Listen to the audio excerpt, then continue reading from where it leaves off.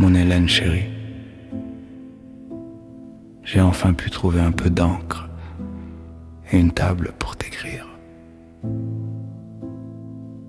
Ce n'est pas toujours chose aisée ici, et je profite de ce moment de calme tant qu'il m'est encore accordé. Ta lettre m'est parvenue il y a déjà plusieurs jours. Elle m'a apporté beaucoup de réconfort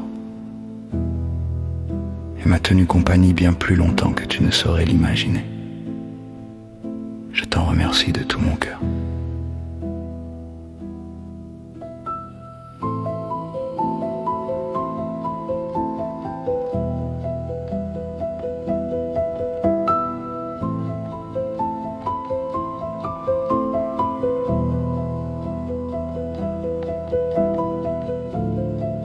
Je me sens déjà heureux d'avoir pu, un tout petit peu, contribuer à quelque chose, même si je ne saurais encore dire à quoi tout cela mènera.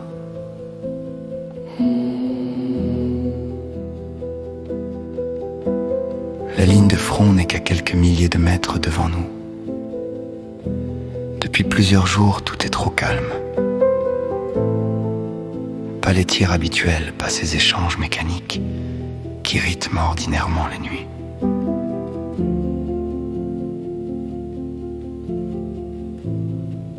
Seulement quelques coups perdus, lointains, comme pour entretenir une illusion. Le ciel est strié par les ballons d'observation ennemis, immobiles là-haut, comme s'ils nous regardaient respirer. Ici, on ne parle guère, mais on comprend. On dit simplement que cela se prépare. On a fait monter des caisses de munitions jusque dans les boyaux avancés. Les fusils sont vérifiés, puis revérifiés. Les équipements ont été distribués en plus grand nombre qu'à l'ordinaire. Chacun s'affaire sans précipitation, avec des gestes précis, comme si tout devait être prêt une bonne fois pour toutes. Les officiers passent plus souvent. Ils observent les positions longuement, sans faire de commentaires. Même le colonel Drian est venu sur le terrain, avec nous. Et quand le chef reste devant, tu sais, mon Hélène, c'est qu'il n'y aura pas de repli facile.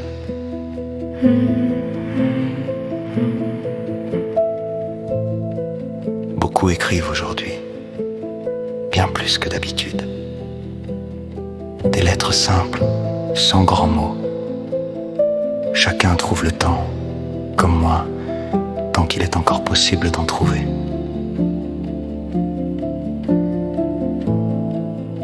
Je ne sais pas quand je pourrai t'écrire de nouveau. Ici, les journées se ressemblent parfois. Puis soudain, elles prennent une autre importance. On sent quand une journée comptera plus que les autres. Demain, il faudra être attentif à bien des choses simples. Tenir sa place. Regarder devant soi. Faire ce qui doit être fait sans trop se poser de questions. Ce sont bien souvent les gestes les plus ordinaires qui demandent le plus de courage. Ne t'inquiète pas si je me fais plus rare dans mes lettres pendant quelque temps. Cela ne voudra nullement dire que je pense moins à toi, bien au contraire. Il est des moments où l'on garde certaines choses pour soi, afin de mieux tenir.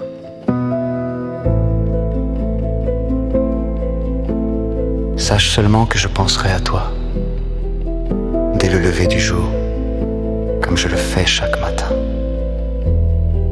Cette pensée me suffit pour avancer, même lorsque le reste devient difficile à nommer.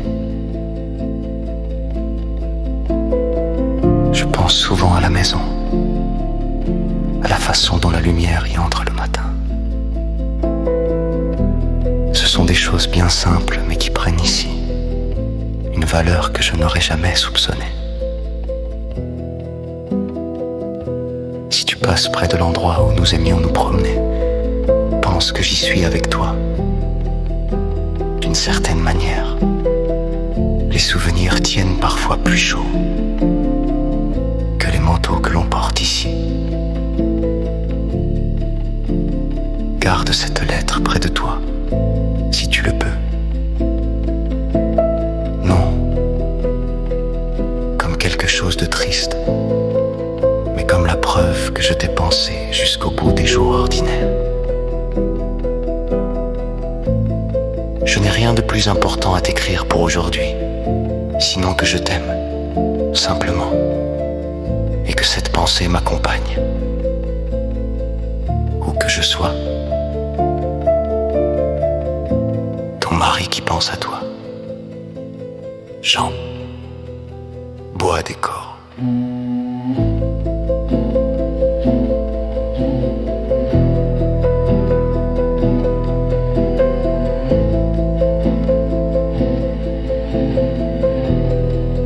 Le 20 février 1916.